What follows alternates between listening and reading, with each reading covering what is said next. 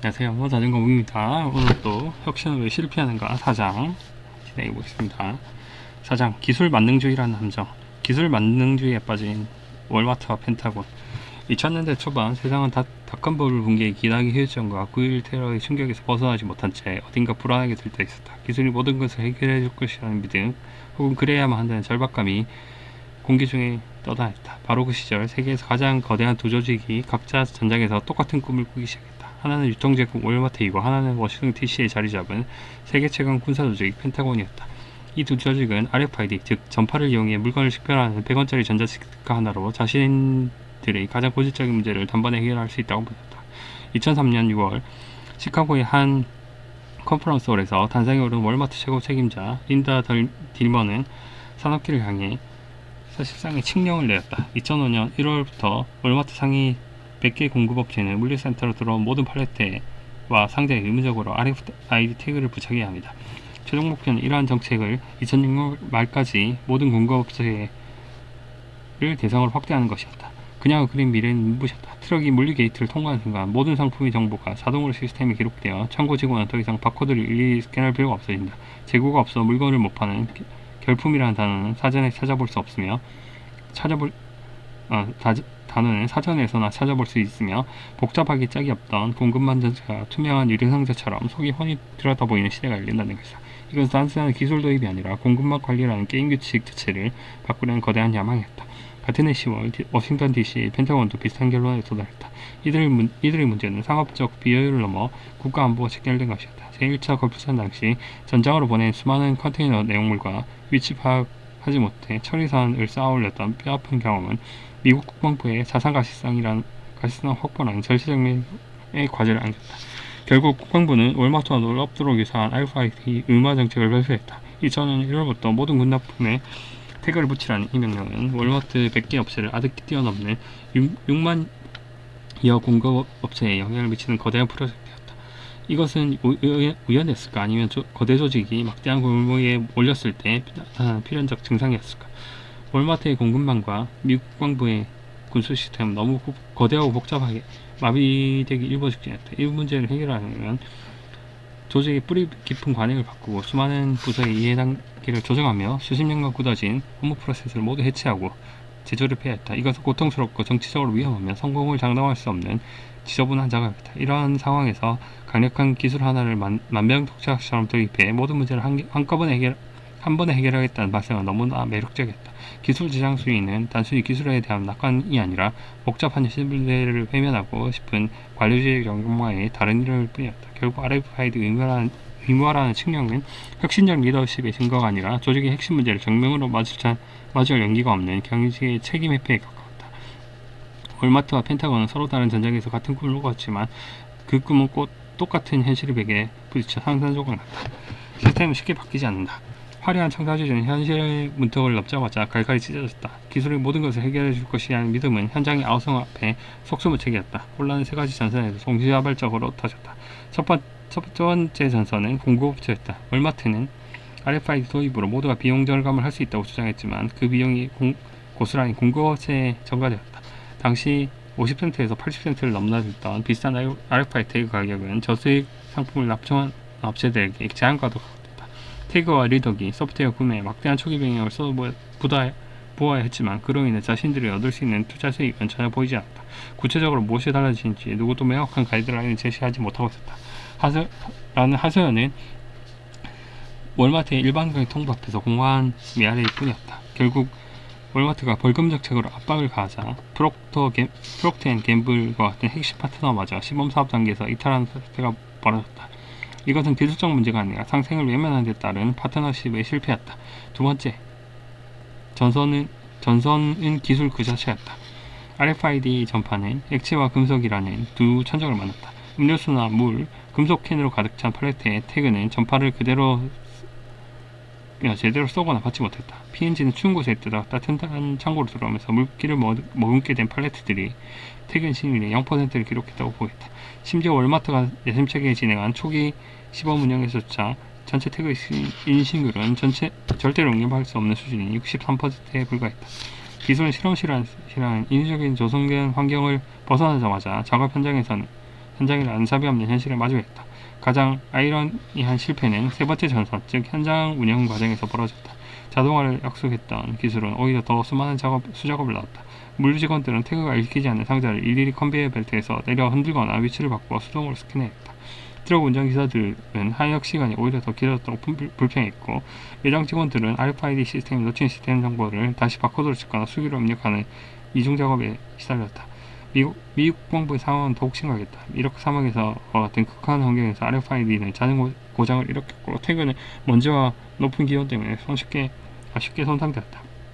결국 병참 장부들은 첨단 시스템이 읽지 못하는 정보를 다시 손으로 장부에 기록해야 했다. 자동화의 꿈은 이렇게 수작의 암흑으로 끝을 맺고 말았다. 이 대시파의 중심에는 파일럿의 함정이라는 교훈이 있다. 월머트는 텍사스 지역의 통제장 환경에서 진행한 초기 파일럿 테스트에서 95% 이상이라는 높은 인식률을 기록하며 성공을 예감했다. 그러나 이 성공은 현실이 아니라 잘 짜인 연극에 불과했다.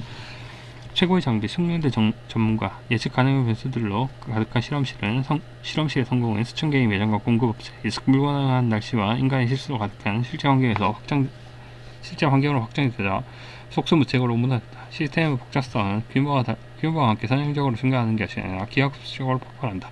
이 파일럿 스케일의 단순한 기술적, 이는 파일럿 스케일 갭의 기술적 용어가 아니다. 이것은 실험실의 성공에 취해 현실의 복잡성을 무시한 오만의 다른 일입니다. 파일럿 테스트 결과가 만족스러울수록 성공을 담보하는 것이 아니라 오히려 현실을 오판하게 만드는 달콤한 독이 될 수 있다는 사실을 그들은 너무 늦게 깨달았다. 온 매장에서 발견했다. 월마트와 미국 국방부의 거창한 혁명이 자초하면서 RFID 기술은 비용만 많이 드는 비효율적인 기술이라는 오명을 뒤집었다. RFID 무덤에 삽자가 무상해질 무렵 전혀 예상하지 못했던 곳에서 반전이 시작됐다. 그것은 공급망이 아니라 백화점 온매장이었다. 2010년대에 들어서면서 소매 환경이 급변했다. 온라인으로 주문하고 오프라인을 찾아가는 바이 온라인, 픽업 인 스토어나 매장 재고를 활용해 온라인 주문을 처리하는 ship from store와 같은 옴니채널 쇼핑이 대세로 떠올랐다. 이는 소매업체들에게 매장 재고를 실시간으로 아주 정확하게 파악해야 한다는 과제를 안겨주었다. 하지만 현실은 처참했다. 바코드와 수작업에 의존하는 재고조사 정확도는 60%에서 70%에 불과했다. 시스템상 재고가 있다고 표시된 상품 10개 중 3, 4개는 실제 존재하지 않는 유령 재고였다. 고객이 온라인으로 주문한 M 사이즈 셔츠가 매장에 없다는 사실을 뒤늦게 발견하는 순간 그 거래는 취소되고 고객의 신뢰는 무너졌다. 이것은 단순한 비효율이 아니라 생존을 위협하는 고통스러운 문제였다. 이때 메이시스와 같은 의류 소매업체가 새로운 해법을 제시했다. 이들의 접근 방식은 월마트와 정반대였다.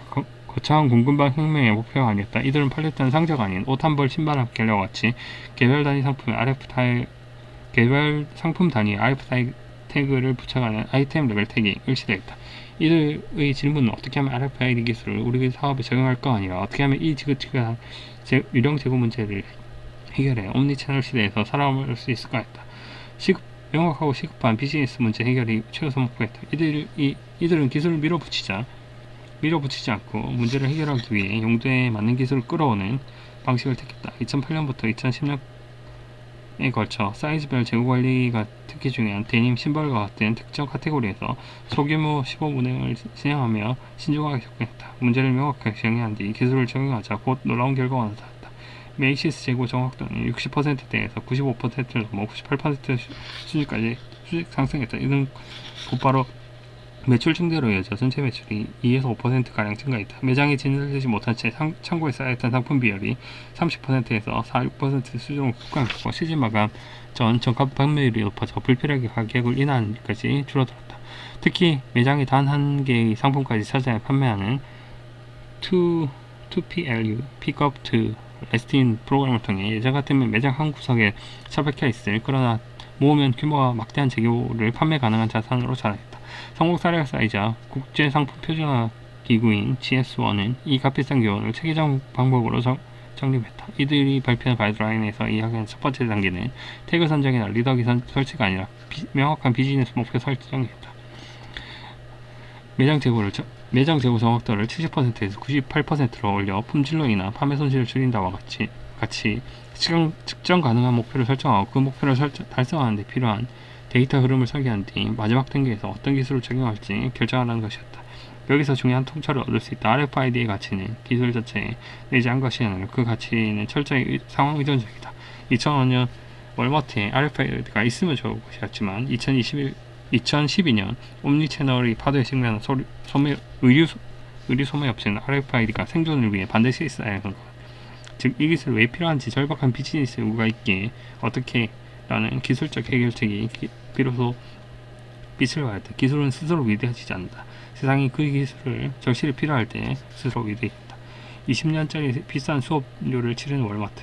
과거의 실패는 매몰 비용이 아니라 올바른 질문을 찾기 위한 값비싼 수업료였다. 20년 전 RFID 혁명에 발을 들였다가 초라하게 후퇴했던 거의 월마트가 다시 돌아왔다. 놀랍게도 그들의 손에는 과거 낡은 측력 대신 경쟁자들이 성공을 통해 그 효과를 입증한 새로운 지침서가 들려있었다. 2019년을 기점으로 월마트는 RFID 전략을 재가동했다. 하지만 이번엔 접근 방식이 과거 180도 달랐다. 모든 공급업체를 다 방식으로 빅뱅 방식 대상으로 한 빅뱅 방식 대신 이미 성공이 검증된 의류 카테고리에서 시작해 점진적으로 홈, 스포츠용품, 전자제품 등으로 확대하는 신중하고 단계적인 방식을 택했다. 거기는 더 이상 서두르지 않았다. 가장 큰 변화는 왜라는 질문이 명확했었다는 얘기다. 공급망 가시성 확보라는 수상적인 선언이 아니라 매장 진열 상품의 가능성을 높여 고객 경험을 개선하고 옴니채널 서비스를 활성화한다는 구체적인 고객 중심 목표를 설정했다. 특히 의류 부문에서 재고 정확도가 60%에 머물러 온라인 등으로 들어온 주문이 취소되는 등 직접적인 사업 손실이 발생하다 RFID입은 더 이상 IT 부서만의 과제가 아닌 전사적 비즈니스 문제로 확산되었다. 공급업체를 대하는 태도 역시 독단적인 명령에서 협력적인 파트너십으로 바뀌었다. 월마트는 공급업체들의 상세한 RFID 도입 가이드를 제공하는 등 상세 방안을 모색했다. 이 가이드북에는 상품 종류별로 어떤 사양의 태그를 사용했는지 5번 대응 RFID 우드를 통해 태그성 테스트 절차는 어떻게 진행되는지 등 구체적이고 명확한 정보가 담겨있었다. 무조건 하라는 강의에서 성공할 수 있고 더 그렇겠다는 지원으로 바뀐 근본적인 변화였다. 프레알 문제를 명확하게 정의하고 접근 방식을 바꾸자. 결과는 적극적으로 나타났다. 월마트 내부의 보고에 따르면 RFID 전략 등의 의료 부문 재고 정확도는 95% 이상으로 취소했다. 이 성공은 RFID 프로그램이 월마트의 핵심 전략으로 다시 자리 잡고 다양한 상품군으로 확산되게 하는 기폭제가 됐다. 표 4-1은 월마트가 20년 전 깨달은 교훈이 무엇인지 보여줍니다. 이 기술 도입 전략이 기술 우선주의에서 문제 해결 우선주의로 어떻게 진화했으며 그 결과가 어떻게 얼마나 극적으로 달라졌는지 보여주는 압축적인 생각이다. RFID가 가르쳐준 혁신의 제1원칙. RFID 둘러싼 20년간의 대화 드라마는 시대를 초월해 모든 기술 혁신에 적용되는 하나의 보편적인 법칙을 가르쳐준다. 흔히 기술 도입의 실패 원인을 과도한 초기 투자 비용에서 찾는다. 하지만 그것은 본질을 가지는 핑계에 불과하다. RFID 태그 가격은 지난 20년간 50센트 이상에서 5센트 이하로 하락했다. 이제 스티커 자체는 더 이상 혁신의 장벽이 아니다. 혁신의 진짜 비용 그리고 어려운 과제는 눈에 보이지 않는 곳에 있다. 그것은 바로 새로운 기술이 생성하는 데이터를 제대로 활용하기 위해 기존의 이러한 방식을 재설계하고 분산된 IT 시스템을 통합하며 조직 구성원들의 변화를 이끌어내야 하는 등 상당히 고된 일이다. 기술 우선주의 접근법은 항상 실패하는 이유는 바로 이 보이지 않는 비용과 노력을 과소평가하기 때문이다. 월마트, 미국 국방부 그리고 수많은 기업이 20년간 수조 원의 비용을 치르며 뼈아프게 배운 교훈은 결국 하나로의 문장으로 기결된다. 이 기술은 강력한 도구가 될 수는 있어도 그것이 목적이 될 수는 없다. 새로운 스티커를 붙이는 순간 붙여야 하는 일을 명확히 해라. 그 이유가 명확해지는 순간 100원짜리 RFID 태그는 비로소 조직의 데이터를 바꾸고 새로운 가치를 창출하는 1조 원짜리 금딱지가 될 수 있다. 하지만 목적이 명확하지 않은 상태에서 성급하게 기술을 도입하면 그 어떤 첨단 기술도 결국 창고에서 먼지만 뒤집어 쓴 채 방치된 값비싼 장식품 신세를 며칠 못할 것이다. 이것이 RFID가 반세기에 걸쳐 우리에게 가르쳐주는 시대를 초월하는 혁신의 제1원칙이다. 네, 4장 여기까지 하겠습니다.